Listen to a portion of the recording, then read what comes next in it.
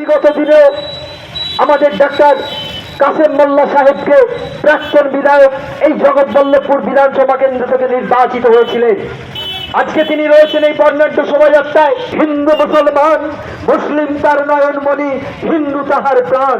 তাই আমাদের মধ্যে জাতপাত আবার কি? জাতপাত নেই। চণ্ডীদাস বলছেন সবার উপর মানুষ সত্য, তাহার উপর নাই মানুষ সব। বিবেকানন্দ বলছেন যে আজকে পুরুষরা যদি আমরা নারীদের সম্মান না করি, নারীদেরকে আমাদের সম্মান করতে হবে। নারীদের কোনো কিছু বিবেকানন্দ বলছেন। ক্ষণের মধ্যে আবার আমরা সকাল থেকে বর্ষার ঘন ঘটা, কিন্তু এখন আবার একটা উচ্ছল যেখানে বহু মানুষ পায়ে পা মেলাচ্ছেন আজকের এই রাখি বন্ধন উৎসবে।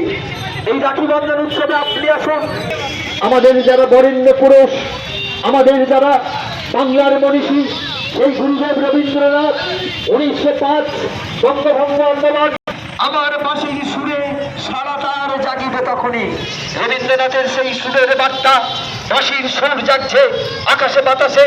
রবীন্দ্রনাথ আমাদের শিখিয়েছেন এই সম্প্রীতির বার্তাকে বেগিয়ে আমাদের মধ্যে আবার জাতপাত কি আছে? সবার উপর মানুষ সত্য, তাহার উপর নাই। এই বরগাছিয়া ছুটির সমাজের নাগরিক, যারা সমাজসেবী, যারা জনপ্রতিনিধি, বিশেষ করে আমাদের প্রাক্তন বিধায়ক সাহেবের বরগাছিয়া ধর্মতলা অতিক্রম করছি। আমি এই বরগাছিয়া গ্রামে এবং এই বরগাছিয়া ব্যবসায়ী সমিতির সমস্ত নাগরিকদের জানাই আন্তরিক প্রীতি, শুভেচ্ছা, ভালোবাসা।